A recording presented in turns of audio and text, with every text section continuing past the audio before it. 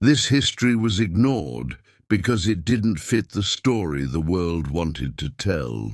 When people hear the word slavery, they immediately think of ships, chains, and Europe. But long before Europeans arrived, forms of slavery already existed in Africa. Here's what history leaves out. Slavery in Africa was not race-based. It wasn't permanent. And it wasn't built on extermination. In many African societies, enslaved people could marry, own property, earn freedom, and even rise into families. Some became soldiers, advisors, and leaders. So why does this matter? Because when Europeans arrived, they didn't just participate in slavery. They industrialized it. They transformed a limited system into a global machine. African slavery was local. European slavery was racial, permanent, and inherited.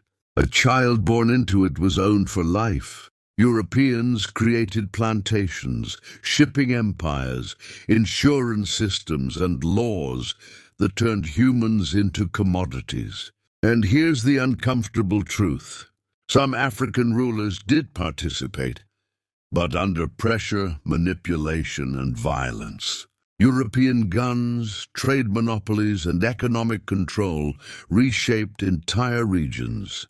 Refused trade? They attacked. Cooperate? They armed rivals and destabilized kingdoms. This wasn't simple cooperation. It was coercion. Entire African states collapsed, resisting this system. Millions died not just on ships, but during raids, wars, and forced marches created by European demand. And after profiting for centuries, Europe rewrote the story. They taught the world that Africa sold itself and erased the global machine they built. This is why the conversation feels uncomfortable, because the truth isn't simple, and history doesn't like nuance. But if we want real understanding, we have to tell the whole story, not the convenient one. If you've never heard slavery explained this way, that's not an accident.